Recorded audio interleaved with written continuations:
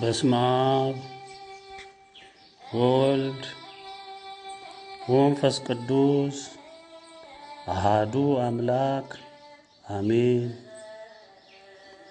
የሁሉ አስገኚ የሆንከው የፍጥረት ሁሉ ፈጣሪ በማንም ፍጥረት የማትመረመር ቸሩ ፈጣሪያችን የአብርሃምም የይስሐቅም የያዕቆብም አምላክ ስምህ ይክበር ይመስገን።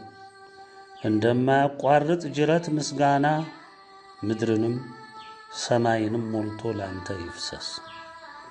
የአብርሃሙ ሥላሴ ለፈጠርከ የሰው ልጅ ያለህን ፍቅር ባለማቋረጥ በዘመን ሁሉ ፍሰት ስትገልጽ፣ ስታስተምር፣ ስታንጽ ማንም ላልደረሰበት የዘላለም ደስታና ክብር እኛን የታመንብህን ልጆችን ልታበቃ የደከምክልን አምላካችን ከዘላለም እስከ ዘላለም ክብር ተመስገን። ምስጋና ምድርንም ሰማይንም ሞልቶ እንደማያቋርጥ ጅረት ውሃ ላንተ ይፍሰስ።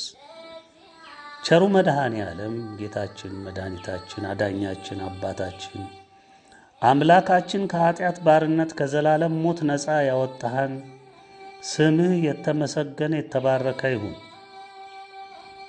ከዘላለም እስከ ዘላለም እንደማያቋርጥ ጅረት ዘወትር ምስጋና ላንተ ይፍሰስ። እናታችን ቅድስተ ቅዱሳን በሰማይም ንግሥት በምድርም ንግሥት ድንግል እምዬ ስምሽ ይክበር ይመስገን። እናታችን አማላጃችን ረዳታችን በረከታችን ስምሽ ይክበር ይመስገን ከዘላለም እስከ ዘላለም። ቅዱሳን ሊቃነ መላእክት በአምላካችን በአብርሃሙ ሥላሴ ፊት የክብሩ የፈቃዱ የትእዛዙ አገልጋዮች የከበራችሁ የእኛም ተራዳዮች አማላጆች ክብር ምስጋና ይገባችኋል። ምስጋና ለእናንተ ይሁን። ቅዱሳን ሰማዕታት አባቶቻችን እናቶቻችን በእግዚአብሔር ፊት በእምነታችሁ በጽናታችሁ የከበራችሁ የብዙ ባለ ቃል ኪዳን ባለቤት የሆናችሁ በምልጃችሁ በፍቅራችሁ ከእግዚአብሔር ፊት ቀርባችሁ ምሕረትን በረከትን የምታስገኙልን አባቶቻችን እናቶቻችን ስማችሁ ይክበር ይመስገን፣ አሜን። ወገኖቼ የኢትዮጵያ ዓለም ብርሃን ቤተሰቦች፣ ቅን የዋህ ትሑት ሕዝቦች እንደምን ሰነበታችሁ? እኛ ቸሩ መድኃኔ ዓለም እናታችን ቅድስተ ቅዱሳን ድንግል ስማቸው የተመሰገነ ይሁንና በጣም ደህና ነን። የወቅቱ ሁኔታ እኛ ከምንነግራችሁ ይልቅ በይበልጥ ራሱ በክንዋኔው እያስተማራችሁ እንደሆነ ራሳችሁ የምትመሰክሩት ነው። ፈጥነን ዛሬ ወደ ትምህርቱም ወደ እግዚአብሔር ውሳኔም የመጣውን ነገር ለመግለጽ ቶሎ ተመልሰን መጥተናል። ይህም ሁኔታዎች ግድ ስላሉን ነው። የዛሬው መግለጫችን ትምህርትን የምንመለከትበት ነው። በእርግጥ ከጊዜው መክፋት ከትውልዱም መጥፋት አለመስማት ምክንያት ዘመኑን በመልካምነት ከእግዚአብሔር ጋር በመታረቅ ንስሐ በመግባት ከጠፉበት መመለስ ቢኖር ኖሮ ትውልዱ ዘመኑን በመልካምነት የዋጀ በረከትን፣ ምሕረትን፣ ሰላምን ከአብርሃሙ ሥላሴ የጨበጠ በሆነ ነበር። ይህ ግን ሊሆን አልቻለም። እርግጥ ነው እኛ ስላልነው አይደለም። የምታዩትን የምትመሰክሩ እናንተ እውነትን ያነገሳችሁ ተዋህዶን ያከበራችሁ በጣት የተቆጠራችሁ የእግዚአብሔር ሕዝቦች ቅን የዋህ ትሑት የኢትዮጵያ ዓለም ብርሃን ቤተሰቦች ወገኖቼም ናችሁ። ዛሬ በትምህርታችን አጠር እያደረግን የተለያዩ ርዕሶችን እንመለከታለን። በእነሱም አንዳንድ እውነቶችን ትጨብጣላችሁ ብለንም እናስባለን። ከትምህርታችን ማጠቃለያ ላይ አንድ ውሳኔ እንነግራችኋለን። ውሳኔው ይህ ትምህርት ሲዘጋጅ የመጣ የአብርሃሙ ሥላሴ ውሳኔ ነው። ትሰሙት ዘንድ እንገልጽላችኋለን። ቅድሚያ እስቲ ወደ ትምህርታችን ስንገባ ደግመን ዛሬም ዓለምም የኛው የጠፋ ትውልድም ሊረዳው ሊቀበለው ያልቻለውን ነገር ግን በእግዚአብሔር የተወደደውን ቃል እሱም ኢትዮጵያዊነትን ብንመለከተው መልካም ነው።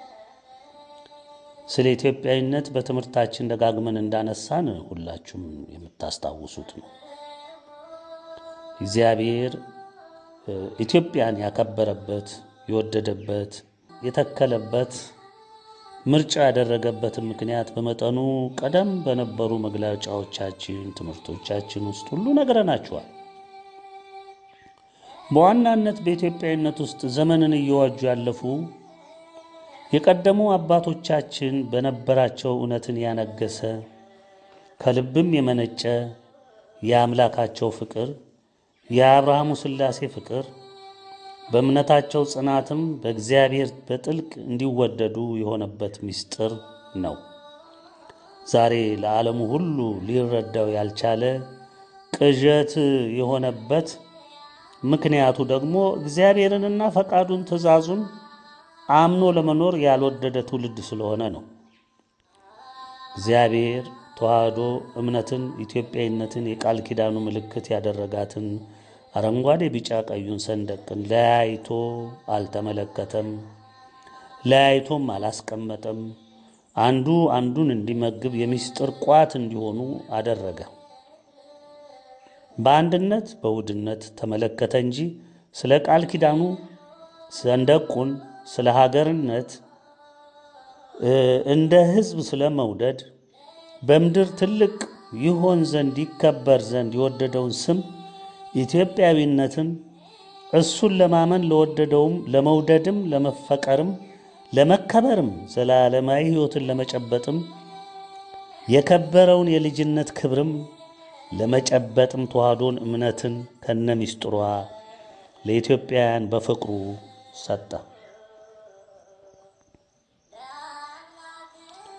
ሌላውን ትውልድ በረከት አይድረሰው፣ አይመልከት ወይም አያገኘው አላለም።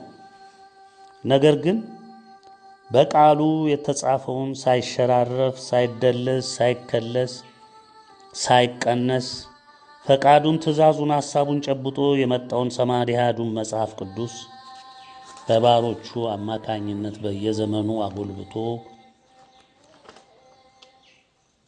ለሕዝቡ ሰጠ። መጽሐፍ ቅዱስን ተረድቶ በስጋው በእውቀቱ በጥበቡ መርምሮ ሳይሆን በእውነት በእምነት በመንፈስ በስብከት ሞኝነት ተቀብሎ ይድን ዘንድ እድሉን ሰጠ። ለከሌ አላለም፣ ለአዳም ዘር በሙሉ። እርግጥ ይህንን ያደርሱ ዘንድ የወደዳቸውን ባሮች ነው የላከው። ቃሉን በደንብ ለሕዝብ ለአዳም ዘር ያደርሱ ዘንድ በፊቱ የታመኑትን የተወደዱትን ባሮቹን ልኳል። የቃሉን የፈቃዱን ምስጢር ለመረዳት መንገዱ እምነት ብቻ መሆኑን ምስጢርንም የሚገልጽ በየዘመኑ የቃሉን አንድምታና መፈጸም የሚገልጽ እግዚአብሔር መንፈስ ቅዱስ መሆኑን አበክሮ ደጋግሞ ገለጸ። ይህን እውነት ይህን ምክር አባቶቻችን ከልባቸው ሄዱበት። ልብ ብላችሁ አድምጡ። አባቶቻችን ከልባቸው ነው የሄዱበት። ወደ እውነቱ ምስጢር ደረሱ። በእምነት ጉዞ ለደረሱበትም እውነት በትንሿ እንኳን መገለጥ እግዚአብሔርን ከልባቸው የሚፈልጉ አባቶቻችን በብርሃኑ ሄዱበት። እሱም በመፈለግ በጥረታቸው በእምነታቸው ጽናት እግዚአብሔርን አስደመሙት፣ አስገረሙት።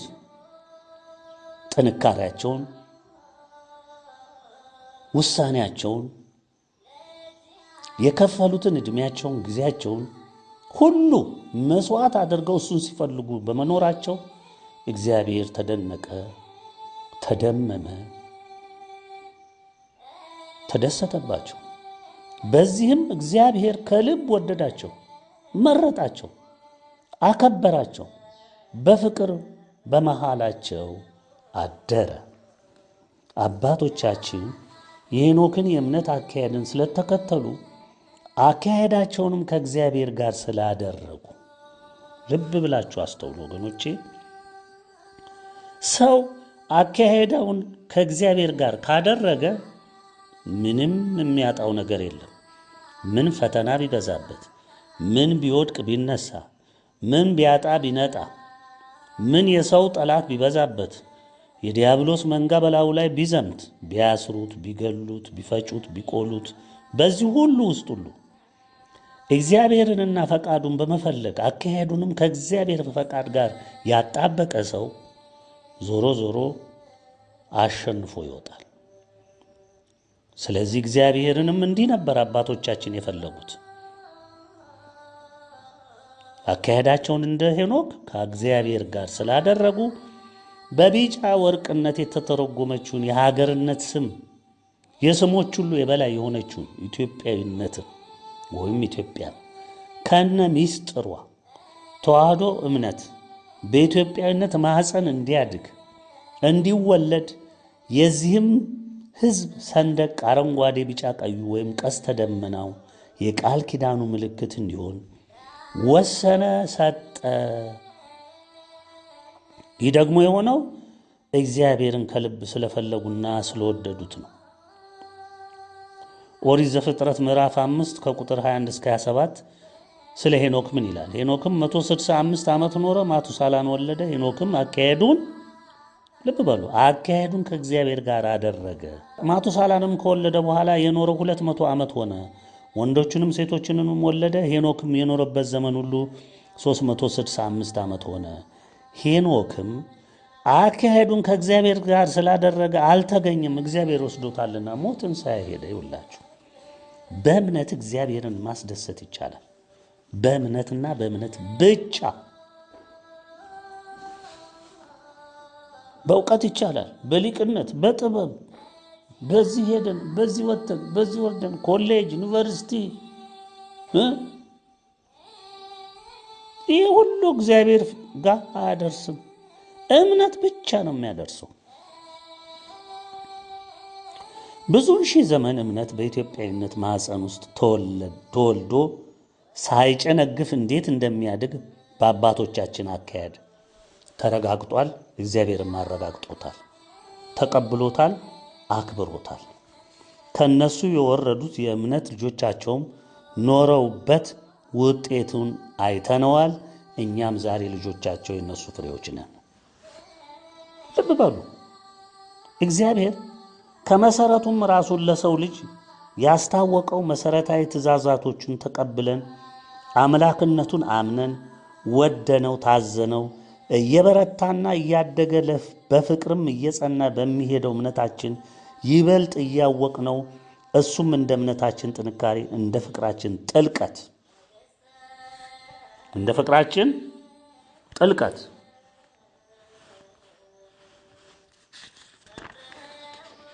የተሰወረውን እውነት እየገለጸ ማንነቱን የአምላክነቱን ታላቅነት በልባችን እየተከለ ፍጹማን ተወዳጅ ልጆቹ ያደርገናል። ይህን ደግሞ በአባቶቻችንም በቅርብም በርቀትም በነበሩት ሁሉ በተግባር አሳይቶናል። ይህን ያደርጋል እንጂ ዛሬ እንደምንሰማው እንደምናየው በእውቀት ብዛት፣ በምርምር ብዛት፣ በብዙ መጽሐፍትን በማገላበጥ ብዛት፣ በማያልቅ ሳይንሳዊ ትንተናና ምርምር ብዛት ስለ እግዚአብሔር ማወቅም መቅረብም አይቻልም። ዘመኑን እዩት። የእውቀቱን ብዛት፣ የመጽሐፍትን ብዛት፣ የቁስም ብዛት፣ የቴክኖሎጂውንና የመረጃ ልውውጥን መዘመን ርቀት ተመልከቱት። ሃይማኖት አለን መሪውም ነን፣ የዛ ሃይማኖቱ መሪውም ነን የሚሉትን ደምሯቸው እዩዋቸው። ሁሉም በአንድ ቋት ውስጥ ያሉና የሚያርፉ ናቸው። ምክንያቱም ከመሰረቱ ዲያብሎስ ያሳታቸው መንገድ ያስለቀቃቸው በእውቀት ብዛት የሚታመኑ በጥበብና በምርምር እግዚአብሔርን ሊያውቁ የሚደክሙ በዛም የእምነት ባለቤት ሊሆኑ እውቀትና ምርምር ወደ እግዚአብሔር እንደሚያደርሳቸው የሚያምኑ ትውልዶች ምድርን ሸፍነውና ያለ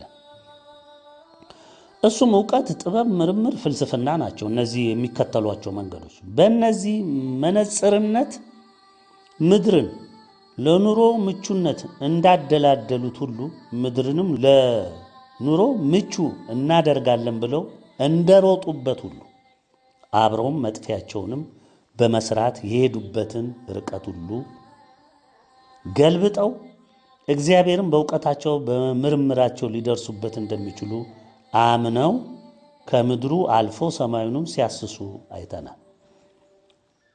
የሳተላይቱን ብዛት ይሁት ዛሬ ሰው የሚጫረስበትን መሳሪያ ተመልከቱት። ርቀቱን፣ ግዝፈቱን፣ ምጥቀቱን ምን እንደሚሰሩ ያው በዓለም ሁሉ ትሰማላችሁ። መንደር ሆናለች ዛሬ ዓለም በኢንፎርሜሽን ቴክኖሎጂ፣ በምርምር ብዛት፣ በሚዲያው ብዛት ምድር ተጣባለች።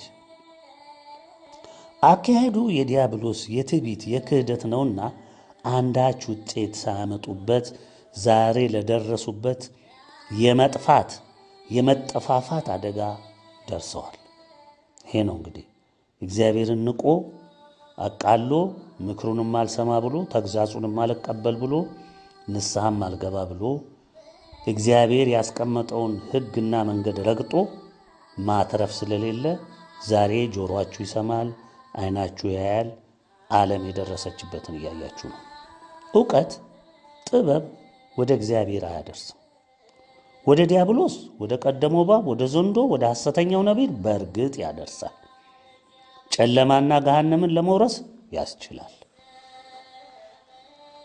አባቶቻችን የሄዱበትን መንገድ ፈጣሪያቸውን በማመን በመፍራት በመታዘዝ ፈቃዱን በመፈጸም ፍቅሩን ለማትረፍ በብርቱ በመድከም እንዳዘዛቸው በልባቸውም ባኖረው ሕገ ልቦናም አልፎም በተለያየ መንገድ በሕልምም በራእይም ራሱን ሲገልጽላቸው በዛች በሰጣቸው በትንሿ ምልክት ተመስርተው አብዝተው ስለፈለጉት ፈቅዶላቸው እንደ እምነታቸው ጽናት እየታወቃቸው ራሱን እየገለጸላቸው እያጸናቸው ሙሉ የእምነት ሰው አድርጓቸው በክብር ወደ እሱ እንዲፈልሱ አድርጓል። ይሄ ቀደመው ታሪክ ለኛ ግልጽ ነው። የእነሱን እውነትና በመንፈስ ማምለክ ያልተረዳ ወይም ሊረዳ ያልፈለገ በዲያብሎስ ዕውቀት የደነቆረው የዛሬው ትውልድ ግን ይህን ባለመቀበሉ ለዛሬው የመጥፊያ ደጅ ሊደርስ ችሏል። እግዚአብሔር ወደ እርሱ እንድንቀርብ ኢትዮጵያዊነትንና ምስጢሯን ለፈቀደ ትውልድ ሁሉ ሰጥቷል። አላገደም፣ አልከለከለም። ይህን ተረድተው የሚመጡ ማናቸውም የአዳም ዘር ሁሉ ውስጡን ኢትዮጵያዊነት ምንድን ነው? ሕገ ልቡናስ ምንድን ነው? ሕገ ኦሪቱስ ምንድን ነው? ወንጌሉስ ምንድን ነው? የጌታችን የመድኃኒታችን የኢየሱስ ክርስቶስ የቸሩ መድኃኔ ዓለም ዋጋ መክፈል ምስጢሩ ምንድን ነው? ከምን ጋር የተቆራኘ ነው? ለምን ተዋህዶ ተጋምዶ ይታያል? ምስጢሩ ምንድን ነው?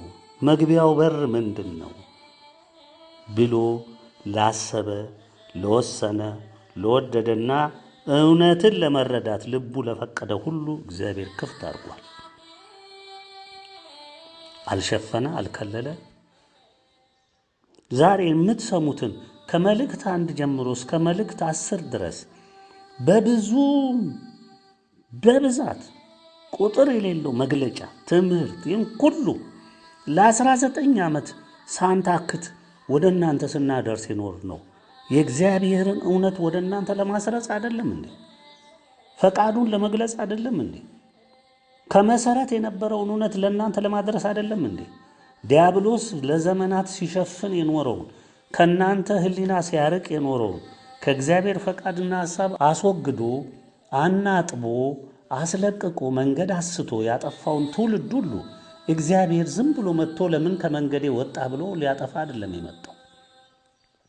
አስቀድሞ ምክርን፣ ትምህርትን፣ ተግሳጽን፣ ፍርድን ሁሉ እያስከተለ የመጣው ለምንድን ነው? የሰው ልጅ ከጠፋበት መንገድ እንዲመለስ፣ እግዚአብሔር ፈቃዱ ምን እንደነበረ እንዲያስተውል፣ አባቶቹ በየት መንገድ እንደሄዱ እንዲያይ። እውነተኛ አባቶች እነማን ናቸው? አባቶች በመላው ዓለም አሉ። የተለያዩ የክህደት እምነቶች ውስጥም አባቶች አሉ። ያረጁ፣ የከበዱ፣ የገረጀፉ አሉ። ዕውቀት አለን ብለው ዓለምን ሁሉ በእውቀታችን እንመራዋለን የሚሉ የካቶሊክ ምሁራኖች፣ ሊቆች አሉ። የመናፍቃን ሊቆች አሉ። የኛም እምነት የተዋህዶ የምትወስዱ ከእውነትና በመንፈስ ከማምለክ ወጥተው በጥበብ ታጅለው ሊቅ ነኝ ጠበብት ነኝ እያሉ በምርምር በመሳሰለው ሄደው እምነታቸውን የመነሻ እምነታቸውን አክስተው አሳንሰው አቀጭጨው ወደ ዕውቀትና ወደ ጥበብ አዘንብለው ከእግዚአብሔር ተቆርጠው ዲያብሎስ በጥበብ በዕውቀት ስም በጥበብ ስም በሊቅነት በመምህርነት ስም እያረገ ከመንገድ አውጥቶ ሜዳ ላይ ጣላቸው። እነዚህ ሁሉ ሞልተዋል አሉ። እግዚአብሔር ግን ያልነበረም ፈቃዱ። ስለዚህ ፈቃዱ ያልሆነውን እንድናውቅ ፈቃዱ የሆነውን ደግሞ እንድንረዳ ወደ ነበርንበት ወደሚወደው መንገድ እንድንመለስ በንስሐ ራሳችን እንድናስተካክል ደካሞች ናቸው ምናምንቴዎች ናቸው የተባልነውን እኛን ምናምንቴዎቹን ከሜዳ ላይ አንስቶ እንድንናገር ለሕዝብ ምስጢሩ እንድንገልጽ ለወደደ ሁሉ እንድንመሰክር አደረገ። 19 ዓመት ሞላ። የተሰወረውን እውነት እየገለጸ ማንነቱን የአምላክነቱን ታላቅነት በልባችን እየተከለ ፍጹማን ተወዳጅ ልጆቹ ለማድረግ እግዚአብሔር ሁሌ ፈቃዱ ነው፣ ያደርጋል፣ እያደረገም ነው የመጣው እንጂ ዛሬ እንደምንሰማው እንደምናየው በእውቀት ብዛት በምርምር ብዛት በብዙ መጻሕፍትን በማገላበጽ ብዛት በማያልቅ ሳይንሳዊ ትንተና ምርምር ብዛት ስለ እግዚአብሔር ማወቅም መቅረብም አይቻልም። ዘመኑን እዩት እስቲ። የእውቀትን ብዛት የመጽሐፍትን በቢሊዮን የሚቆጠረውን በዓለም ላይ ትሪሊዮን የሚጠጋ መጽሐፍ አለ። ይህን ሁሉ ብዛት የቁሱን ብዛት የቴክኖሎጂውን የመረጃ ልውውጡን ፍሰቱን የመዘመኑን ርቀት ተመልከቱት። ሃይማኖት አለን መሪነን የሚሉትን ሁሉንም ተመልከቱ። እነዚህ ሁሉ ከእግዚአብሔር ያስወጡ በትምህርት ስም በእውቀት ስም ሕዝቡን ያጠፉ ምሁራን የሚባሉ ናቸው ወገኖች። ምሁራን የሚባሉ እግዚአብሔር ወደ እርሱ እንድንቀርብ ያላደረገው ምክር የለም። ኢትዮጵያና ኢትዮጵያዊነትን ምን እንደሆነ ዓለም እንዲያውቅ ፈቃዱ ስለሆነ እኛ እንድንገልጽ ያልተደረገ ጥረት የለም። ኢትዮጵያና ኢትዮጵያዊነትን ምን እንደሆነ እንድናውቅ ብዙ ትምህርት ለሕዝቡ ለመስጠት ጥረናል። ኢትዮጵያዊነት በኢትዮጵያዊነት ማዕፀን እንዲበቅል እንዲያድግ አድርጎ የእምነትን ትርፍ ሰጥቷል። ለሳምራዊቱ ሴት ምንድን ነው ያለው ቸሩ መድኃኔዓለም? ወደ ኢየሩሳሌም ፊታችሁን አዙራችሁ በጥንቱ ሕግ በመሳሰለው የምትሰግዱበት ታመልኩበት ዘመን አይደለም። አሁን እንሆ በእውነትና በመንፈስ በእምነት የምታመልኩበት ጊዜ መጥቷል ብሎ ይህንን ኃይለ ቃል ለሳምራዊቷ ሴት እውነትን ሲያስጨብጥ ተናግሯል። ይህ ደግሞ የሆነው አለ ምክንያት አይደለም። ኢትዮጵያና ኢትዮጵያዊነት ተዋህዶ እምነት ለብዙ መቶ ዓመታት ዲያብሎስ ባነደደው የገሃነም ደጅ ጸንተው በመቆማቸው በእምነት ጽናታቸው ነጥረው በመውጣታቸው ነው እግዚአብሔር ኢትዮጵያና ኢትዮጵያዊነትን ያከበረው። ሚስጥሩንም በዛ ውስጥ እንዲሸፈን በእምነት ለፈለገ ግን እንዲገለጥ የፈቀደው በዚህ ነው። ልብ በሉ። እግዚአብሔርን በአንደበትህ እየሸነገልክ በድፍረትም በትዕቢትም እየተራመድክ አውቄሃለሁ ልትለው አትችልም። ከመነሻውም እግዚአብሔርን እንዲያውቅ የተወደደ ሰው ራሱ እግዚአብሔር እየኮተኮተ እያስተማረ እያነጸ በታላላቅ ፈተናዎች ውስጥም እያሳለፈ አምላክነቱን በልቡ እየተከለ የእምነቱን መሰረት እያነጸ ያሳድገዋል። ሲወድቅ እያነሳ፣ ሲሰበር እየጠገነ፣ ሲሰደድ አብሮት እየተሰደደ፣ ሲራብ እየመገበ፣ በበረታ ዳገት ሲወጣ ከፊቱ ሆኖ በሚልክለት መልአክ እያበረታ እየደገፈ ሊማር የሚገባውን እያስተማረ ፈቃዱን እያሳወቀው ጽናትን፣ ትዕግስትን፣ ፍቅርን ከሁሉም በላይ ደግሞ እምነትን እንዲያጸና በሱ ተስፋንም እንዲያደርግ እያደረገ እንደ ሰው ከመንቀሳቀስና እርባና ከሌለው የጥፋት መንገድ የጨለማ መንገድ ለይቶ የብርሃንን መንገድ እንዲጨብጥ እያደረገ ሙሉ ሰው ያደርገዋል። ይሄ እንግዲህ ልቡ ለፈቀደ ማለት ነው። ልብ በሉ። አባቶቻችን እንዲህ ስለሆኑ ነው፣ ስላደመጡት ነው፣ ባስተማራቸው ስለሄዱ ነው፣ በወደቁበት ሲደግፋቸው፣ ባጡበት ሲያበረታቸው፣ ሲሰጣቸው፣ ሲባርካቸው፣ ሲጎዱ እየጠገነ፣ ሲታመሙ እየፈወሰ፣ በውጣ ውረድ ውስጥ ሁሉ አጽንቶ ስላቆማቸው የስሞች ሁሉ ስም የሆነውን ኢትዮጵያዊነት አላበሳቸው። ሚስጥርንም እዛ ውስጥ አደረገ። የወደዳቸው የእነሱን ቃል ኪዳን ትሩፋት ሁሉ ለማግኘት እድለኛ ሆነ። እግዚአብሔር በወደድከው ልክ፣ በታዘዝከው ልክ፣ ባመንከው ልክ ጸንተ ስትቆም በዛም ጽናትህ ምድርትን እንኳን ለቀ ብትሄድ ትውልድህን ይባርካል። እስከ 1000 ትውልድ ባርካለሁ የሚል እግዚአብሔር የታመነ ነው። ትውልድህን ይባርካል። በረከት ማለት ይሄ ነው።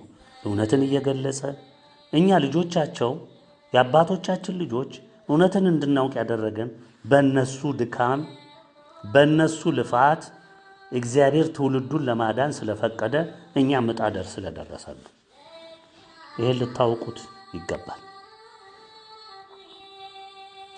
አስተውሉ። እግዚአብሔርን ለማወቅ በኮሌጅ፣ በዩኒቨርሲቲ፣ በውጭ ሀገር ባሉ እምነት መሰል የፍልስፍና ተቋም አታገኙትም። በዚያም መንገድ ሄዳችሁ ወደ እርሱ አትደርሱ። ዛሬ እንደተመለከታችሁት ሊቃውንቶች አያደርሷችሁ። በሊቃውንቶች፣ በመምህሮች፣ በዲያቆኖች ብቻ ተምረህ እኔን ታውቃለህ አላለንም።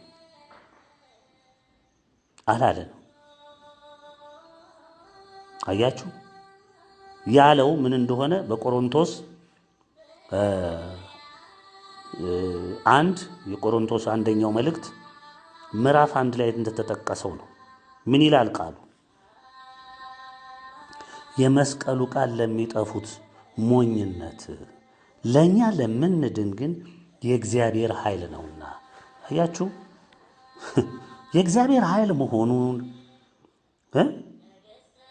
ለኛ ለምንድን እግዚአብሔር ስለፈቀደ እምነትን እንድንጨብጥ ስላደረገ መስቀሉ ለኛ ኃይል ነው፣ የእግዚአብሔር ኃይል ነው። ለሚጠፉት ግን ምንድነው? ስለ መስቀል ብታወራ ተሰቀለ ጌታ እንዲህ ነው ብትለው ይኸው እየሳቀ ስንት ቢሊዮን ትውልድ በራሱ መንገድ ይሄድ አይደለም? አዎ የጥበበኞችን ጥበብ አጠፋለሁ የአስተዋዮችንም ማስተዋል እጥላለሁ ተብሎ ተጽፏልና።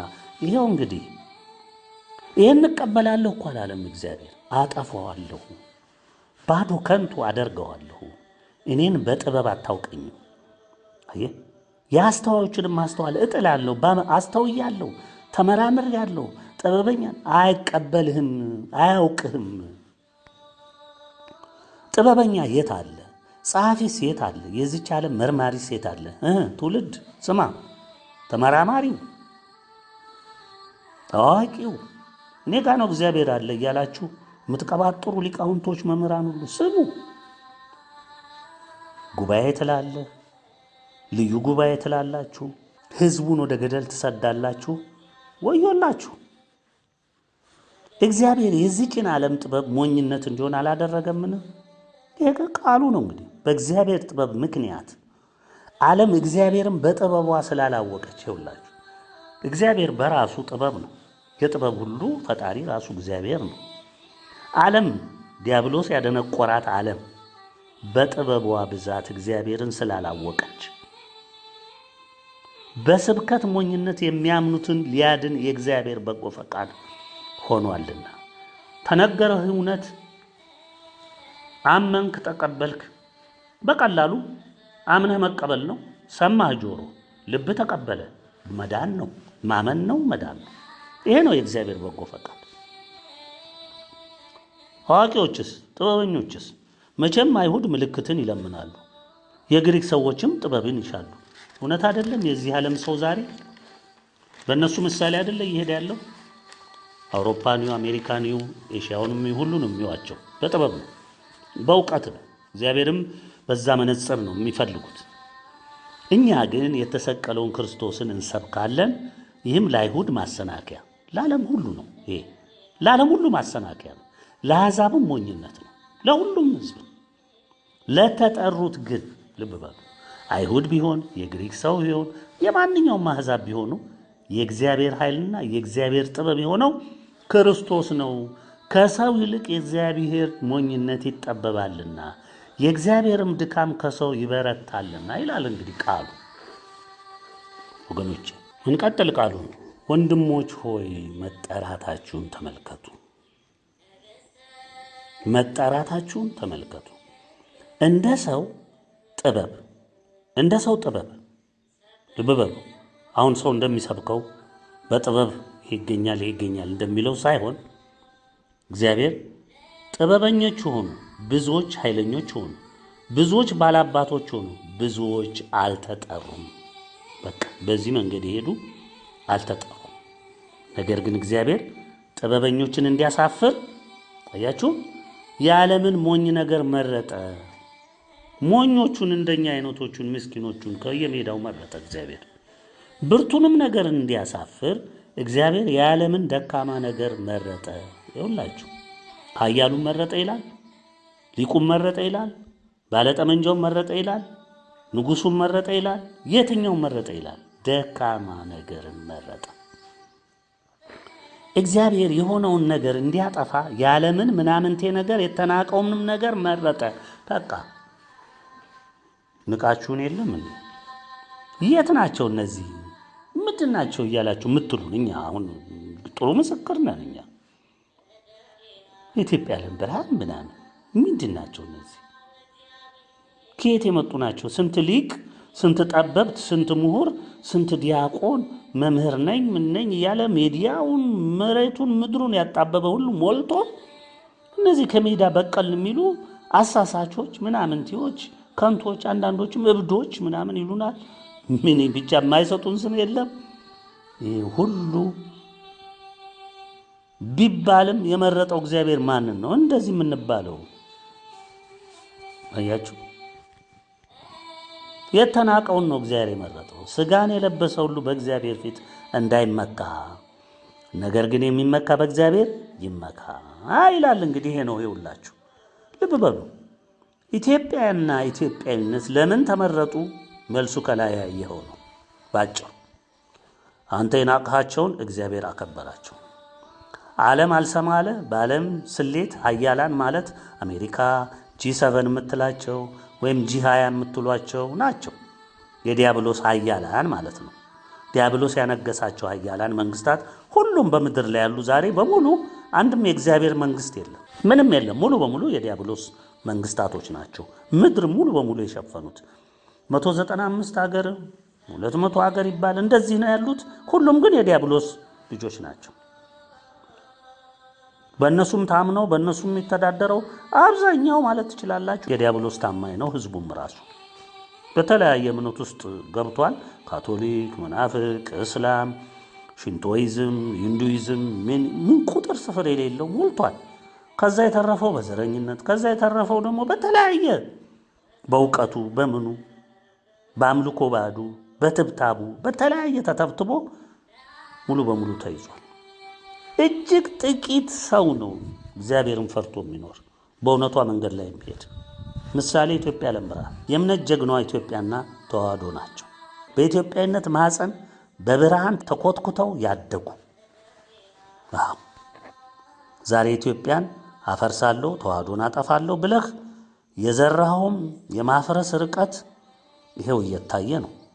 የአሜሪካ፣ የአውሮፓ፣ የቻይና፣ የመላው ዓለም ሀያላን በሙሉ የአረቡ ዓለም በሙሉ በዲያብሎስ ትእዛዝ ኢትዮጵያ ተዋህዶ እምነት እንዲጠፉ እንዲፈርሱ ከወያኔ ቀጥሎ በአብይ አህመድ የሚመራ አፍራሽ ግብረ ኃይል አደራጅተው ይሄው ሀገሪቱን እያፈረሱ እያተራመሱ እየፈጁ እያቋሉ ይገኛሉ። ሰዓታቸው አልቃለች። ግን ያው ዲያብሎስ የላካቸው ስለሆኑ እስትንፋሳቸው እስከሚዘጋ ድረስ ከክፉ ስራቸው እስካሁን ድረስ አልተመለሱም። እንደዛው እንደጸኑ ናቸው። ተመልከቱ። ኢትዮጵያን፣ ኢትዮጵያዊነትን፣ ተዋህዶን ነክቶ መኖርም ወደ መዳን የሚባል የለም። ዓለም ጣጧን የምታዩት በሙሉ ይሄው ነው ውጤቱ። ከምታፈርሷት ኢትዮጵያ ጋር ስላሴ ስላሉ እናንተ ትፈርሱ ዘንድ ሆነ። ጉዞውን ይዛችኋል። አፍራሽ ኃይላችሁ በጥፋቱ እስካለ ድረስ እናንተው ፈርሳችሁ አልቃችሁ አፍራሽ ግብረ ኃይላችሁም አይናችሁ እያየ ጥንቅቅ ብሎ ታይቶ በማይታወቅ እሳት ተበልቶ ሞትን እየለመነ ይደመደማል። ኢትዮጵያ ውስጥ ታዩታላችሁ።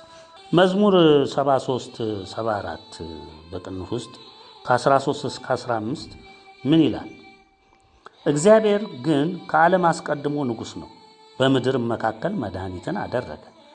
መድኃኒት ማናት? ኢትዮጵያ። ለረከሰው ለጠፋው በሽተኛና የዲያብሎስ ተጠዋሪ ለሆንከው ማርከሻዋ ኢትዮጵያዊና ኢትዮጵያዊነት ነው። አንተ ባህርን በኃይልህ አጸናሃት። አንተ የእባቦችን ራስ በውሃ ውስጥ ሰበርህ። ልብ በሉ።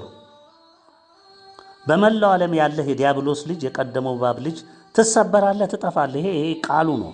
አንተ ባህርን በኃይል አጸናሃት፣ አንተ የእባቦችን ራስ በውሃ ውስጥ ሰበርህ ይላል ቃሉ።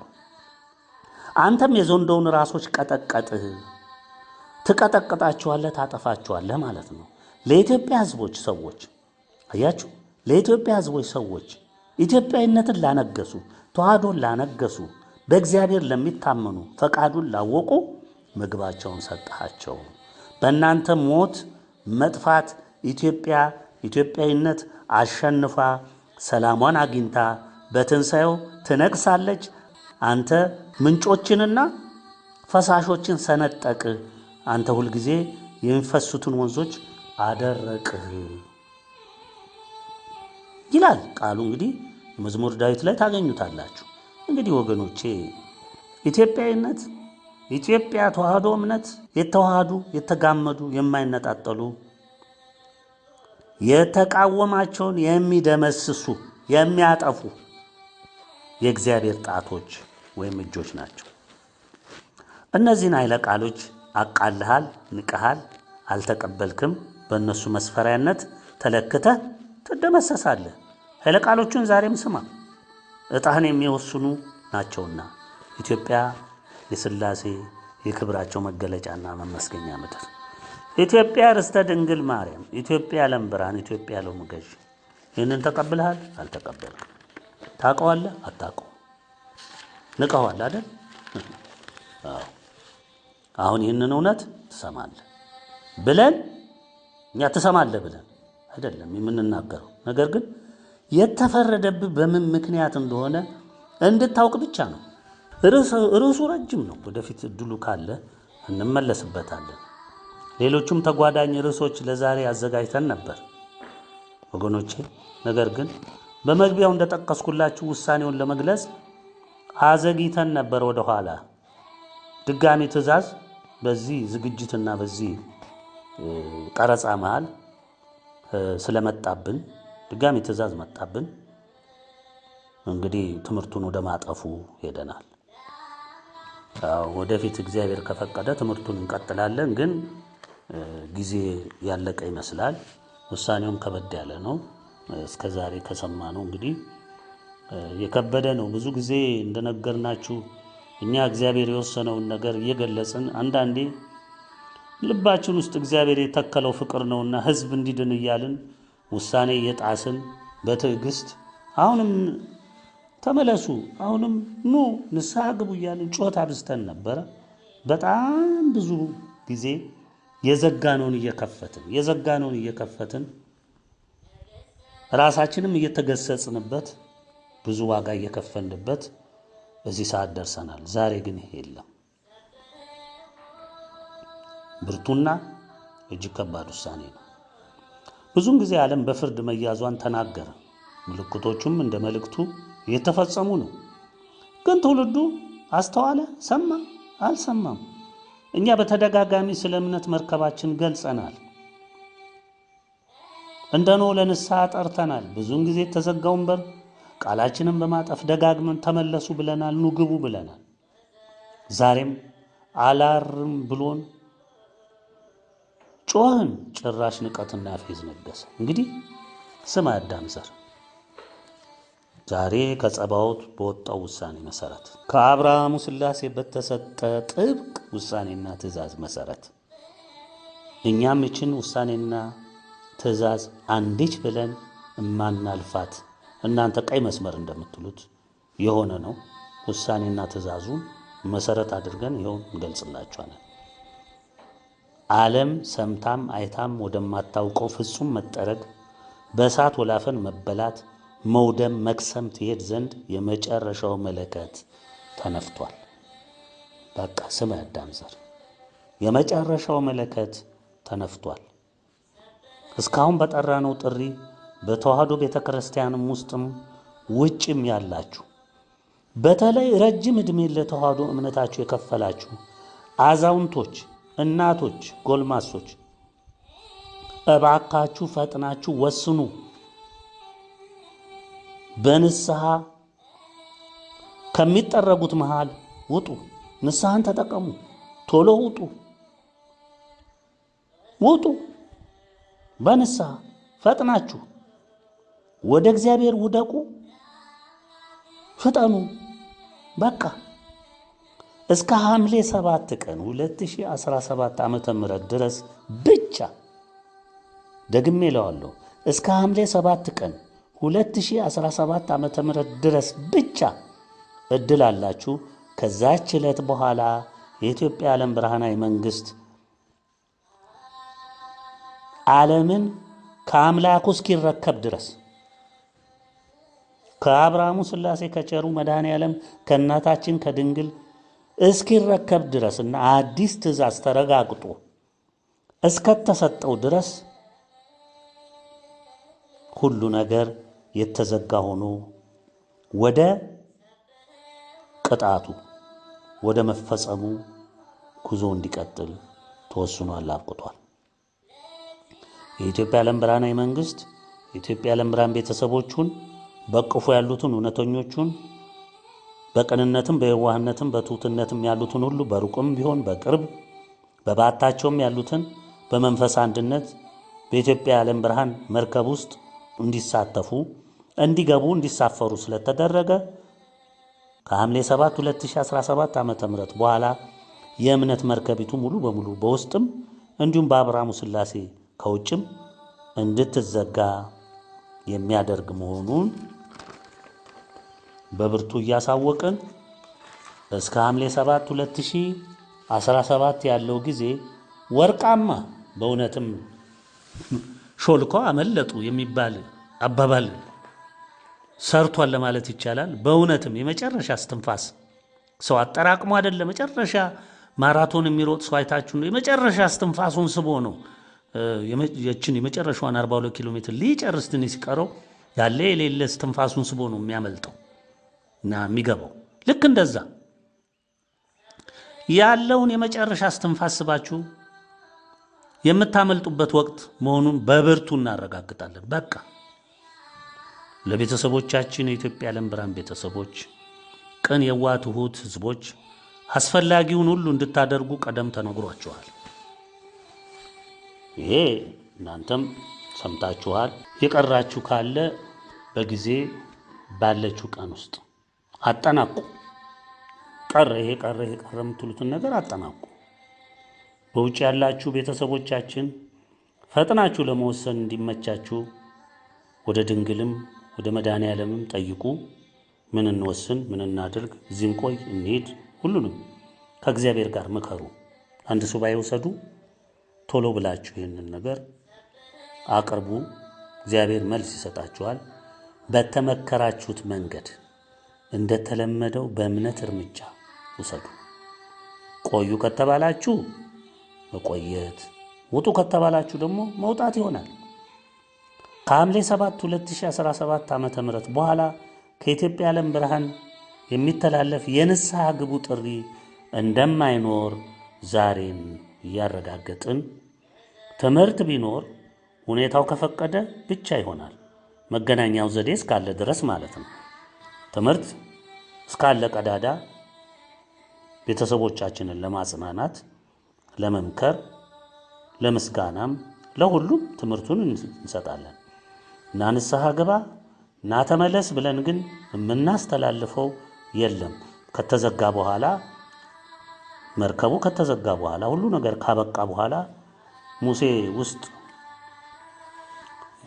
ሞት የግብፅን ሕዝብ ሲጠርግ ሙሴ እኮ እግዚአብሔርን በሩን ዘግቶ ያመሰግን ነበር፣ የቂጣ በዓሉን ያከብር ነበር። እኛም ከዛ የተለየ ነገር የምናደርግ የለም። ከሐምሌ 7 2017 በኋላ የሚሆነው ሁሉ በመልእክት 9 እንደተረጋገጠው እና እንደተገለጸው አዋጁ ሙሉ በሙሉ በስራ ላይ ይውላል። ሙሉ በሙሉ በስራ ላይ ይውላል። ልብ ብለህ አድምጥ። ሙሉ በሙሉ በስራ ላይ አዋጁ ይውላል። በመልእክት 9 የተጠቀሰው ኢትዮጵያ ቀድማ ነፃ መውጣት ስላለባት በኢትዮጵያ ላይ የሚወሰደው እርምጃ እጅግ የበረታና አስጨናቂና ምህረት የለሽ ጠረጋ ይሆናል። የዚህንም መንግስት ፍጻሜ ያው በዓይናችን እናየዋለን። ከእንግዲህ ወዲያ እየተጎማለሉ መኖር የለም።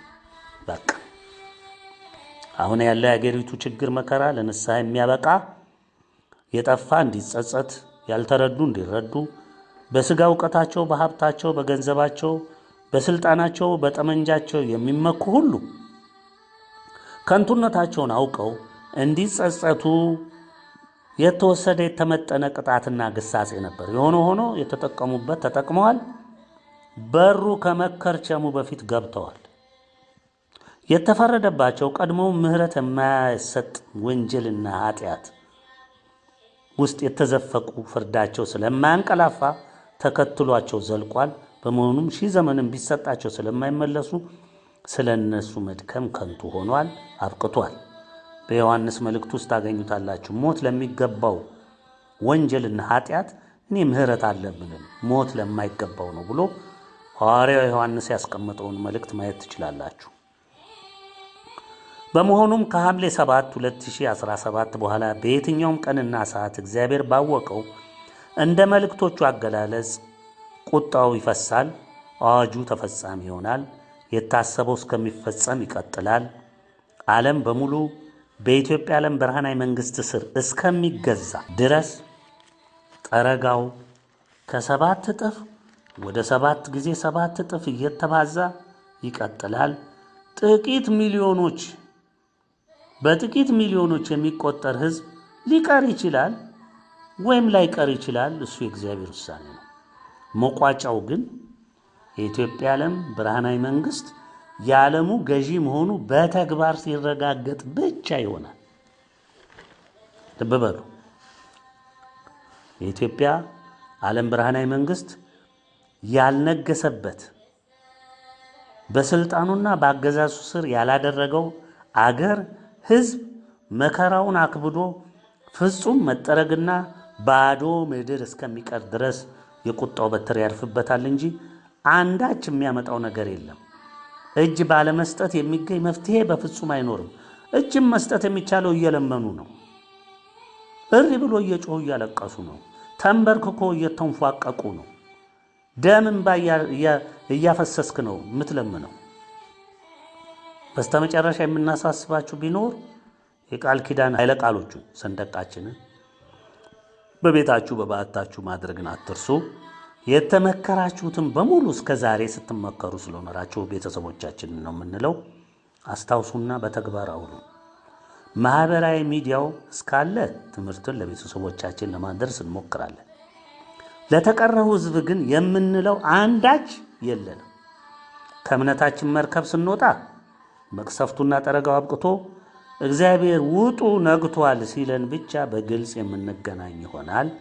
ያም የትንሣኤው ዘመን መጀመር መንጋትም ይሆናል። ቸሩ መድኃኔዓለም ድንግል እናታችን ያበርቷችሁ፣ ይጠብቋችሁ፣ በነገር ሁሉ ያጽኗችሁ።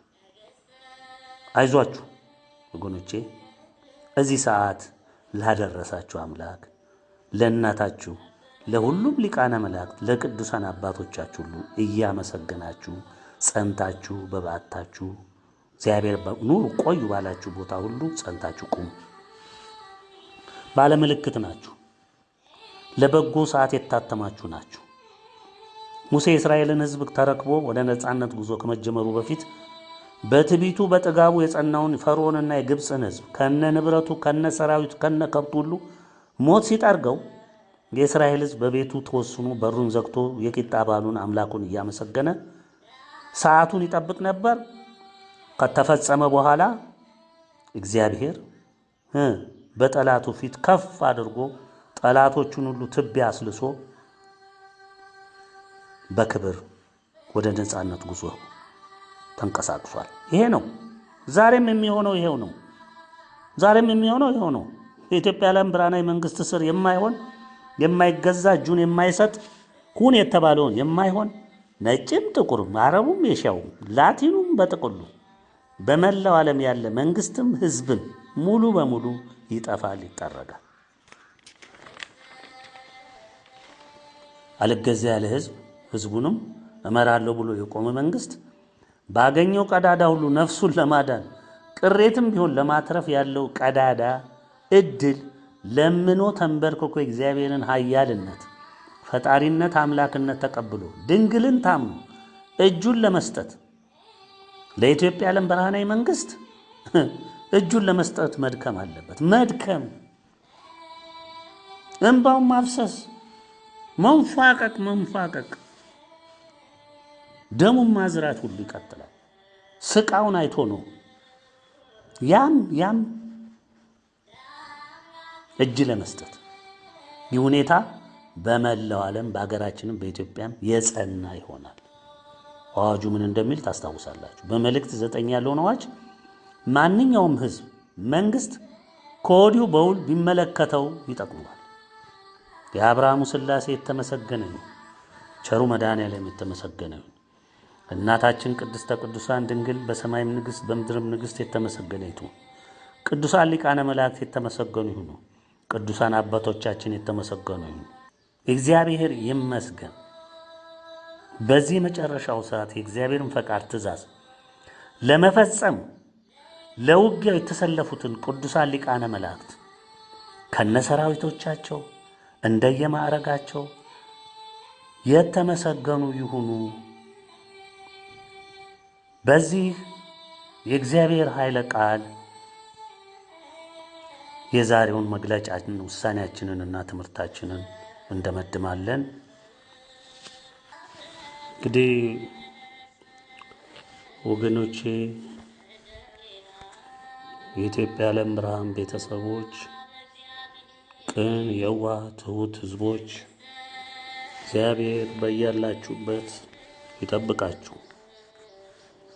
ብዙ ጊዜ የምንሰጠው ማሳሰቢያ፣ የምንሰጠው መግለጫ፣ ምክር፣ አንዳንዴም ውሳኔዎቻችን ሁሉ ሲገለጹ የሚመጡ ጥፋቶች ከመምጣታቸው በፊት ሰዎች ንስሐ እንዲገቡ፣ ወደ እግዚአብሔር ጉያ እንዲሰበሰቡ፣ ከጠፉበት እንዲመለሱ በማሰብ እግዚአብሔር የሰጠንን አደራ ለመወጣት ስንል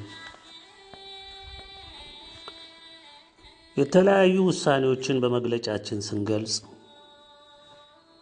አንዳንዴም ከጊዜ ቀደም ተነግሮ የመነሻው ከጥፋት በፊት ከዚህ ቀን በኋላ ችግር ነው የሚመጣው፣ ቶሎ ንስሐ ግቡ ብለን እንናገራለን። ያ የሚመጣ ችግር ደግሞ መልኩ ምን ይሁን በምን መልክ ይከሰት እኛ አናውቅም፣ ማስተላለፍ እንጂ። በዛ ጊዜ ውስጥ ደግሞ ሰዎች ንስሐ ገብተው ራሳቸውን ከእግዚአብሔር እንዲያስታርቁ የምንጥርበት ሰዓት ነበረ። ንስሐ በገቡ ዘንድ በመልካም በሚጓዙ መሃል ደግሞ ይህ ቃል በተደጋጋሚ ሲነገር ጊዜውን በተስፋ ለሚጠብቁ ሰዎች ብዙ ጊዜ ፈታኝ እየሆነ ለሕሊናቸው እንደሚቆም ግልጽ ነው። የሆነ ሆኖ ቅን፣ የዋህ፣ ትሑት የሆናችሁ ሕዝቦች፣ እውነተኛ የእግዚአብሔር ቤተሰቦች፣ የድንግል ልጆች ሲልብ ብላችሁ ይዩት። እናንተ ወደ መልካሙ ዘመን ለመሻገር ባለ ተስፋ ናችሁ። እግዚአብሔር በሰጣችሁ ተስፋ በተናገረው ነገር አምናችሁ ንስሐ ገብታችሁ ራሳችሁንም ቤተሰባችሁንም የምትወዱትን ሁሉ ለማዳን ትችሉ ዘንድ ጥራችሁ ግራችሁ በእግዚአብሔር ፊት እንባችሁን አፍስሳችሁ ንስሐ ገብታችሁ ተዘጋጅታችሁ የምትጠብቁ ናችሁ። ይሄ መልካም ነው።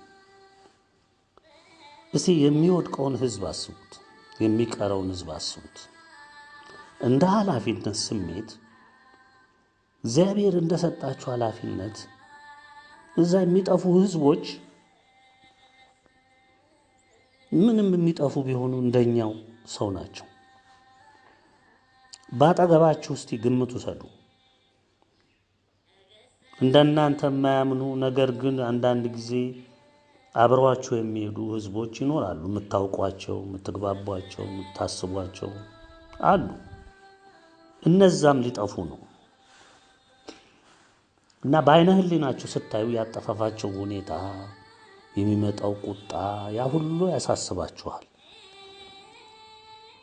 ሰው ናችሁና በልባችሁ እግዚአብሔር የተከለባችሁ እምነት ያያችሁ እምነት፣ ተስፋ፣ ፍቅር ስለሆነ ያ ፍቅር ግድ እያላችሁ ምን አለ ቢድኑ ትመክራላችሁ፣ ትጥራላችሁ፣ ብዙ ነገር ትሞክራላችሁ፣ አይሰሟችሁ። እንዳልኳችሁ እኛ ብዙ ጊዜ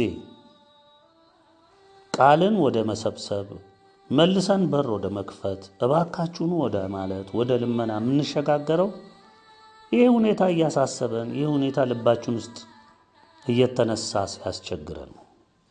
አጠፋፋቸውን ስለምናውቀው እግዚአብሔር በዝርዝር የነገረንን ሁሉ ስላየ ነው። ያ በጣም አስደንጋጭ ስለሆነ ምን አለ ደግሞ አንድ እንኳ ሁለት ተወሰነ ነፍስ እንኳ ቢድን እስቲ ቀዳዳው ይከፈት እያልን ብዙ ጊዜ መክረን ዘክረን እግዚአብሔርን እንደገና ይቅርታ ጠይቀን እንዳይቆጣ ምሕረትን ጠይቀን ልክ አብርሃም ሲከራከር ታስታውሱ እንደሆነ እግዚአብሔር በቃ ሶዶምን እጎበኛለሁ እጅግ ጥፋቷ ሰማይ ደርሷል ክፉ ነው ብሎ ሊሄድ ሲል ሄዶ ምንድን ነው ያደረገው? በቃ ወስኗል። እግዚአብሔር ያችን ሶዶም ሊያጠፋ ነው። አብርሃም ምንድን ነው ያደረገው ወገኖቼ? ወደ አምላኩ ወደቀና አንድም ጠይቀዋለኝ አምላኬ ሆይ ስማኝ አለ። እግዚአብሔር ከመጓዙ ቆመና ባሪያውን በጣም ይወደው ስለነበረ እሺ ብሎ ይሰማው ጀመር። አትቆጣኝና ይቅርታ አድርግልኝና ብሎ እየወደቀ 50 ጻድቅ ቢኖር አብረህ ታጠፋለህ? አላጠፋም። አንድ ጊዜ እንግዲህ ጀመርኩ እንደው አንተን መከራከር 40ስ ቢኖር 40ም ቢኖር እኔ አላጠፋም አምላኬ እባክህ ይቅርታ አድርግልኝ ብሎ እንደገና ይወድቅና 30ስ ቢኖር 30ም ቢኖር አላጠፋም። እንዲህ እያለ 5 ጋር ደረሰና አምላኬ እንግዲህ መጨረሻ እንዴ ልናል 5 እንኳን ጻድቅ ቢኖር አትምር፣ 5 ጻድቅ ካለ ምራለሁ አያችሁ አብርሃም ለምንድን ነው እንዴት ተከራከረው? ለምንድን ነው? እግዚአብሔር ሳያውቅ ቀርቶ ነው? ሳይረዳ ቀርቶ ነው? አይደለም። እግዚአብሔር ግን እያንዳንዱ ሰው ልቡን ያውቀዋል። አብርሃም በመረዳቱ ልክ የሰውን ልብ አያውቅም። እንደ ሰው ግን ሰዎችን ሲያይ ያፈቅራል፣ ይወዳል። ይሄ አምላኩ በልቡ የተከለለት በየዋህ ልቡ ያጸናለት የፍቅር ልብ ነው። ስለዚህ እግዚአብሔርን ተከራከረ፣ እባክህ እያለ ለመነ። እኛ ደጋግመን በር የከፈት ነው ከዚህ የአብርሃም ስሜት ተነስተን እንጂ ሰው ይድንልን ዘንድ ነው እንጂ እግዚአብሔርን እንዳስከፉት ህዝቦች እኛም ሳይከፋን ቀርቶን አይደለም። ስለዚህ በተደጋጋሚ በር እየከፈትን ስንዘጋ ለንስሐ ስንጠራ ይህ ሁሉ ቤተሰቦቻችንን ሁሉ ያስከፋበት ሁኔታ ነው ያለው። በጣም በእምነታቸው የተረዱንና ረጅም ጊዜ ወስደው የእግዚአብሔርን ፍቅር ጥልቀት የተረዱት ሊገባቸው ይችላል። ገና ደግሞ በጅምር ላይ ያሉት የዋህ ቅን የሆኑ ህዝቦች ለምን ይሄንን ይላል ለምን እንዲህ ይላሉ እያሉ ቅር ሊላቸው ይችላል። ግን ወደፊት ሲሄዱ ሲረዱት ይሄ ሚስጥር ይገባቸዋል። ለማንኛውም ግን ወገኖቼ ይሄ ያሁኑ የመጨረሻ ነው። ከእንግዲህ የሚከፈት ነገር በእኛ ዘንድ የለም። ከዚህ በኋላ ኑ እንደገና ንስሐ ግቡ ብለን የምንጠራበት መንገድም ቀዳዳም ሐሳብም እቅድም የለም። ይሄ በእግዚአብሔር የተዘጋ ሆኗል። መርከቢቷን ከውስጥ ዝጉ በቃ ተብለን ታዘናል። ልክ እኛ ዘግተንን እንዳበቃን ሐምሌ 7 የኛ ያበቃል። የእግዚአብሔርም እንደዛው ተከትሎ ልክ ለኖህ እንዳደረገው ከውጭ ይዘጋል። ከዛች ቀን በኋላ የኛ ድምጽ ወገኖቼ አሁንም ደግሜ ነው የምናግራችሁ፣ የኛ ድምጽ ንስሐ ግቡ ተብሎ የሚጣራ ድምጽ አሰሙ። ቀዳዳም ካለ የምትሰሙት እናንት ቤተሰቦቻችንን ለማጠንከር አብረን ለማመስገን እንማር ዘንድ የሚገባንን ለመማር ስተታችንን አንዳንድ ስተት ውስጥ እንዳንገባ ራሳችን እንድንጠብቅ ለመምከር የመሳሰለውን እናካሄዳለን እንጂ የንስሐ ግቡ ጥሪ ለየትኛውም ከቤተሰባችን ውጪ ለሆነ ለማንኛውም ሰው ኑ ንስሐ ግቡ፣ ኑ ተሰብሰቡ፣ ኑ እንደገና ወደ እምነት መርከብ ግቡ፣ ይሄ የለም የለም የለም። አበቃ ወገኖቼ አበቃ። አሁንም ደግሜ ይሄንን ያነሳሁት ልብ ብላችሁ ቁም ነገሩን እንድትጨብጡ ብዬ ነው። ወደ ቃሉ እንሂድ። በቃሉ ነው እንግዲህ የምንደመድመው ብለናል። ኦሪት ዘዳግም ምዕራፍ 11 ከቁጥር 8 ጀምረን እንዲህ የሚልን ኃይለ ቃል እናገኛለን።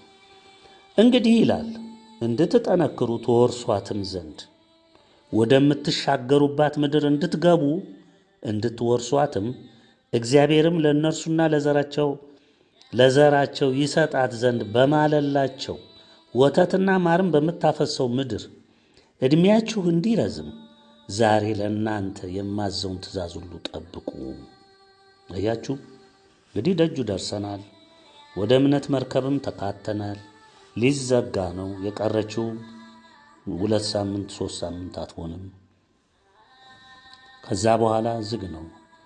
በምድሪቱ ላይ ከፍተኛ ቁጣ፣ ከፍተኛ መቅሰፍት፣ ከፍተኛ ጥፋት ይፈሳል።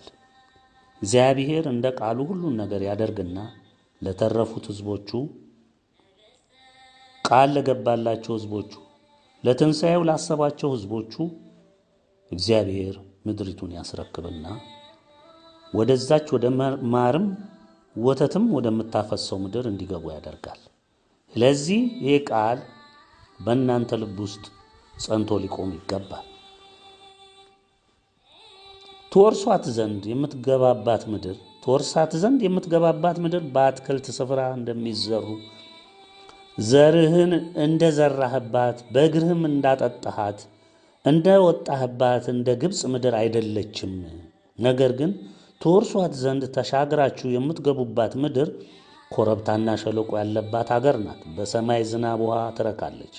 አምላክህ እግዚአብሔር የሚጎበኛት አገር ናት። ይሄ ነው ትልቁ ነጥብ ወገኖቼ። አምላክህ እግዚአብሔር የሚጎበኛት አገር ናት። ከዓመቱ መጀመሪያ እስከ ዓመቱ መጨረሻ ድረስ የአምላክ የእግዚአብሔር ዓይን ሁል ጊዜ በእርሷ ላይ ነው። ይሄ ነው በትንሣኤው ዘመን የሚሆነው። አድምጣችኋል ወገኖች? አዎ ይሄ ነው የሚሆነው። ሁሌ የምትጎበኝ ምድር ናት። የትንሣኤው ዘመን ማለት ያ ነው። አያችሁ? ሁል ጊዜ በእርሷ ላይ ነው የእግዚአብሔር ዓይን። ሁል ጊዜ የእግዚአብሔር ዓይን ሁል ጊዜ በእርሷ ላይ ነው። በፍቅር በበረከት። ይሄ ቀረሽ የሚባል ነገር የለም። በትንሣኤው ዘመን ወገኖቼ የእግዚአብሔር ቤተሰቦች እንኳን ተናግረው ገና በልባቸው ሲያስቡ መልስ ነው የሚመጣው። ይህን ደግሞ በመልእክታቶች ሁሉ ደጋግመን ነግረናቸዋል።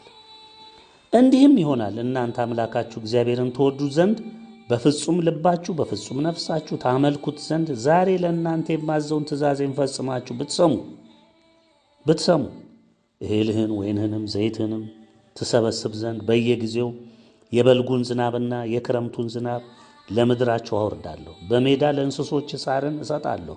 ትበላማለህ ትጠግባማለህ። ልባችሁ እንዳይስት ፈቀቅ እንዳትሉ ሌሎችንም አማልክት እንዳታመልኩ እንዳትሰግዱላቸውም የእግዚአብሔርም ቁጣ እንዳይነድባችሁ ዝናብም እንዳይዘንብ ምድሪቱም ፍሬዋን እንዳትሰጥ ሰማይን እንዳይዘጋባችሁ እግዚአብሔርም ከሚሰጣችሁ ከመልካሚቱ ምድር ፈጥናችሁ እንዳትጠፉ ተጠንቀቁ። ይሄ ነው ትልቁ ነገር ወገኖቼ። እንግዲህ ደርሰሃል። በቃ ይሄንን ምክር ጠብቅ። ቃስ እያልክ እግር እየገባ ነው። ቃስ እያለ እግዚአብሔር ወደዛችሁ ወደ ብርሃኗ እያስጠጋ ነው። ሳታውቁት ነው የምትደርሱት። እንዴ ሆነ እንዴ ነጋ እንዴ የምትሉበት ሰዓትን እግዚአብሔር በፍጥነት ነው የሚያመጣ። መከራው ምድርን ሲከድን እናንተም በየባታችሁ ስትሆኑ የምታዩት ነገር ስለሌለ ምን ይሆን ምን ይፈጠር ይሆን ዓለም ምን ሆነች አቤት መከራ እንዲህ ያላችሁ እንግዲህ ብዙ ታስቡ ይሆናል። ግን ያ ግድ ነው ይሆናል። ግን ባላችሁበት ሆናችሁ እግዚአብሔርን ማመስገን ነው። እንግዲህ እነዚህን ቃሎች በልባችሁና በነፍሳችሁ አኑሩ፣ እነርሱም ለምልክት በእጃችሁ ላይ እሰሯቸው። በዓይኖቻችሁ መካከል እንደ ክታብ ይሁኑ። ልጆቻችሁንም አስተምሯቸው። በቤትም ስትቀመጥ በመንገድህም ስትሄድ ስትተኛም ስትነሳም አጫውቷቸው። እርሷንም እንዲሰጣችሁ እግዚአብሔር ለአባቶቻችሁ በማለላቸው ምድር እንደ ሰማይ ዘመን በምድር ላይ ዘመናችሁ የልጆቻችሁም ዘመን ይረዝም ዘንድ በቤትህ መቃኖችና በደጃፍን በሮች ላይ ጻፈው። አምላካችሁን እግዚአብሔርን ትወዱ ዘንድ በመንገዱም ሁሉ ትሄዱ ዘንድ ከእርሱም ጋር ትጣበቁ ዘንድ ዛሬ ለእናንተ የማዘውን ትእዛዝ ሁሉ ብትጠብቁ ብታደርጓትም እግዚአብሔር እነዚህን አሕዛብ ሁሉ ከፊታችሁ ያወጣል። ከእናንተም የሚበልጡትን የሚበረቱትንም አሕዛብ ትወርሳላችሁ። በቃ የእግዚአብሔር ሕዝብ ይወርሳል። ኢትዮጵያ ዓለምን ትቆጣጠራለች፣ ትወርሳለች። የኢትዮጵያ ዓለም ብርሃናዊ መንግሥት በስፍራው ይሆናል። የእግራችሁ ጫማ የምትረግጣት ስፍራ ሁሉ ለእናንተ ትሆናለች። ከምድረ በዳም ከሊባኖስ ከታላቁም ከኤፍራጥስ ወንዝ ጀምሮ እስከ ምዕራብ ባህር ድረስ ዳርቻ ሁሉ ይሆናል። በእናንተም ፊት ማንም መቆም አይችልም።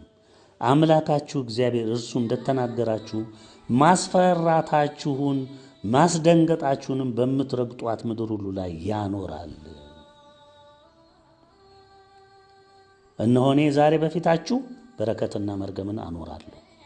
በረከትም እኔ ዛሬ ለእናንተ የማዘውን የአምላካችሁን የእግዚአብሔርን ትእዛዝ ብትሰሙ፣ መርገምም የአምላካችሁን የእግዚአብሔር ትእዛዝ ባትሰሙ፣ ዛሬም ካዘዝጓችሁ መንገድ ፈቀቅ ብትሉ፣ ሌሎችንም የማታውቋቸውን አማልክት ብትከተሉ ነው። አምላክህን እግዚአብሔርን ትወርሳት ዘንድ አንተን ወደምትሄድባት ምድር ባገባ ጊዜ በረከቱን በገሪዛን ተራራ መርገሙንም በጌባል ተራራ ታኖራለህ። እነርሱም በዮርዳኖስ ማዶ ከፀሐይ መግቢያ ካለችው መንገድ በኋላ በአረባ በተቀመጡት በካናውያን ምድር በገልጌላ ፊት ለፊት በሞሪያ አድባር ዛፍ አጠገብ ናቸው። አምላካችሁ እግዚአብሔር የሚሰጣችሁ ምድር ትወርሱ ዘንድ ዮርዳኖስን ትሻገራላችሁ፣ ትወርሳቷላችሁ፣ ትቀመጡበታላችሁ። እኔም ዛሬ በፊታችሁ የማኖራትን ሥርዓትና ፍርድ ሁሉ ታደርጉ ዘንድ ጠብቁ። እንግዲህ እቺን ቀን አስታውሱ ወገኖቼ። ወደዚህ ቃል የወሰድኳችሁ እንደ ቀላል ከገባችሁ በኋላ ስትደርሱ የእግዚአብሔርን የማዳን ሥራ ካያችሁ በኋላ የሰጣችሁን ተስፋ ሲፈጽመው እነዚህን ያዘዘውን ትእዛዝ ሁሉ በልባችሁ ተክላችሁ መኖር አለባችሁ። እግዚአብሔር አምላካችሁ ቀናተኛ አምላክ ስለሆነ እንዳታስከፉት ተጠንቀቁ። ሌላው የእግዚአብሔር ኃይለ ቃል መዝሙር የዳዊት መዝሙር 117 በቅንፍ 118 ነው። እንግዲህ ከዚህ በኋላ ሁላችሁም የኢትዮጵያ የዓለም ብርሃን ቤተሰቦች፣ ቅን የዋቱት ሕዝቦች እንግዲህ መከራው ፍሰት ሲጀምር ምን ማድረግ አለብን በባታችን ሆነን የሚለው ነው። እግዚአብሔርን አመስግኑ ነው። ልክ ሙሴ ቤተሰቡን ቤቱን ከልሎ የቂጣ በዓሉን ሲያከብር እግዚአብሔርን ነበር ያመሰግን የነበረው። ሕዝቡም እንደዛው እግዚአብሔርን አመስግኑ ይላል ቃሉ። ቸር ነውና ምሕረቱ ለዘላለም ናትና፣ ቸር እንደሆነ ምሕረቱ ለዘላለም እንደሆነች የእስራኤል ቤት አሁን ይንገሩ። ቸር እንደሆነ ምሕረቱ ለዘላለም እንደሆነች የአሮን ቤት አሁን ይንገሩ። ቸር እንደሆነ ምሕረቱ ለዘላለም እንደሆነች እግዚአብሔርን የሚፈሩ ሁሉ አሁን ይንገሩ። በተጨነቁ ጊዜ እግዚአብሔርን ጠራው፣ ሰማኝ፣ አሰፋልኝ። እግዚአብሔር ረዳቴ ነው፣ አልፈራም። ሰው ምን ያደርገኛል? እግዚአብሔር ረዳቴ ነው፣ እኔም በጠላቶቼ ላይ አያለሁ። በሰው ከመታመን ይልቅ በእግዚአብሔር መታመን ይሻላል። በገዢዎች ተስፋ ከማድረግ ይልቅ በእግዚአብሔር ተስፋ ማድረግ ይሻላል። አሕዛብ ሁሉ ከበቡኝ፣ በእግዚአብሔር ስም አሸነፏቸው። መክበቡንስ ከበቡኝ፣ በእግዚአብሔር ስም አሸነፏቸው። ንብ ማርን እንዲከብብ ከበቡኝ፣ እሳትም በእሾህ ውስጥ እንዲነድድ ነደዱ። በእግዚአብሔር ስም አሸነፏቸው። ገፋኸኝ፣ ለመውደቅም ተንገደገድኩ፣ እግዚአብሔር ግን አገዘኝ። ኃይሌም ዝማሬም እግዚአብሔር ነው፣ እርሱም መድኃኒት ሆነልኝ። የእልልታና የመድኃኒት ድምፅ በጻድቃን ድንኳን ነው። ይህ ነው ወገኖች፣ የእልልታና የመድኃኒት ድምፅ በጻድቃን ድንኳን ነው። የእግዚአብሔር ቀኝ ኃይልን አደረገች። የእግዚአብሔር ቀኝ ከፍ ከፍ አደረገችኝ። የእግዚአብሔር ቀኝ ኃይልን አደረገች። አልሞትም፣ በሕይወት እኖራለሁ እንጂ የእግዚአብሔርን ሥራ እናገራለሁ። መገሰስስ እግዚአብሔር ገሰጸኝ፣ ለሞት ግን አልሰጠኝም። የጽድቅን ደጆች ክፈቱልኝ፣ ወደ እነርሱ ገብቼ እግዚአብሔርን አመሰግናለሁ። ይህች የእግዚአብሔር ደጅ ናት፣ ወደ እርሷ ጻድቃን ይገባሉ። ሰምተኸኛልና መድኃኒትም ሆነኸኛልና አመሰግንሃለሁ። ግንበኞች የናቁት ድንጋይ እርሱ የማዕዘን ራስ ሆነ። ይህች ከእግዚአብሔር ዘንድ ሆነች፣ ለዓይናችን ድንቅ ናት። እግዚአብሔር የሠራት ቀን ይህች ናት። ሐሴትን እናድርግ፣ በእርሷም ደስ ይበለን። አቤቱ እባክህ አሁን አድን፣ አቤቱ እባክህን አሁን አቅና። በእግዚአብሔር ስም የሚመጣ ብሩክ ነው። ከእግዚአብሔር ቤት መረቅናችሁ። እግዚአብሔር አምላክ ነው፣ ለእኛም በራልን። እግዚአብሔር አምላክ ነው፣ ለእኛም በራልን። እስከ መሰዊያው ቀንዶች ድረስ የበዓሉን መሥዋዕት በገመድ እሰሩት። አንተ አምላኬ ነህ፣ አመሰግንህም አለሁ። አንተ አምላኬ ነህ፣ ከፍ ከፍ አደርግሃለሁ። ሰምተኸኛልና መድኃኒትም ሆነኸኛልና አመሰግንሃለሁ። እግዚአብሔርን አመስግኑ፣ ቸር ነውና ምሕረቱ ለዘላለም ናትና ይላል። እንግዲህ ወገኖቼ በዚህ ኃይለ ቃል በሁለቱም በኩል ያለውን ኃይለ ቃል ሰምታችኋል። እግዚአብሔር ይባርካችሁ፣ እግዚአብሔር ይርዳችሁ፣ ያጽናችሁ። እንግዲህ አሁን ወደ እምነት መርከባችሁ ተሰባስባችኋል። ባላችሁበት ሁሉንም ነገር እንደተመከራችሁ ታድርጉ። ዳግም ከእንግዲህ በኋላ ከትምህርት ውጭ፣ አሁንም ደግሜ ነው የምነግራችሁ፣ ከትምህርት ውጭ ከመምከር ውጭ እግዚአብሔርን በጋራ ለማመስገን ታውቁት ዘንድ የሚገባ ነገር ከመንገር ከዚህ የዘለለ ስለ ሌላ ነገር የምናነሳው አይኖረንም። የንስሐ ጉዳይ አበቃ፣ ተዘጋ፣ ተከደነ፣ በቃ። ምናልባት የመጀመሪያው መግለጫ መቼ እንደወጣ ወደኋላ ታስቡት እንደሆነ ይሄ የሐምሌ ወር ሳይሆን አይቀርም። በሐምሌ 7 እንግዲህ በሥላሴ ሁሉን ነገር ተዘጋ፣ ተደመደመ ማለት ነው።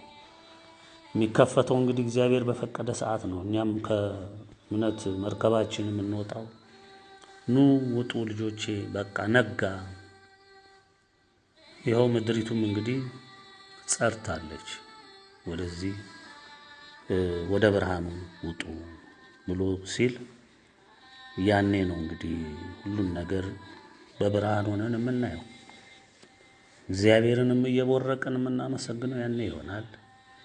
ለዛ እግዚአብሔር ጠብቆ በትዕግስት በተስፋ ጸንተን እንድንቆም አድርጎ እርስ በርሳችን በፍቅር አጽንቶ እንዲያቆየንና ለዛ እንዲያበቃን በጎ ፈቃዱ ይሁንልን። እናታችን ለእኛ የደከመችልን እናታችንም ስሟ የተመሰገነ ይሁን።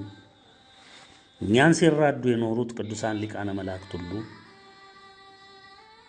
ምስጋና ለእነሱም ይሁን። ይህን ሁሉ ዕድል የሰጠን እኛ ሳናውቅ ትቢያ ላይ ሆነን እየበደልነው እያስከፋን፣ እሱ ግን ወዳችኋለሁ ብሎ ከሕዝብ ሁሉ መርጦ እናንተን ሰብስቦ የልጅነት ክብርን የሰጣችሁ እግዚአብሔር አስታውሱ። እግዚአብሔር ልጆቼ እያለ ነው የሚጠራችሁ። አስታውሱ፣ ጽኑ፣ አትፍሩ፣ አትደንግጡ። በሚሆነው እጅግ የከፋ ብርቱ ነገር ነውና አትደናገጡ። ጩኸት፣ ሁካታ ሁሉ ልትሰሙ ትችላላችሁ፣ እንዳትደነግጡ። የሚሆነው ነው የሚሆነው። እግዚአብሔር ይባርካችሁ። እንግዲህ ስለሰማችሁኝ አመሰግናችኋለሁ። አሜን።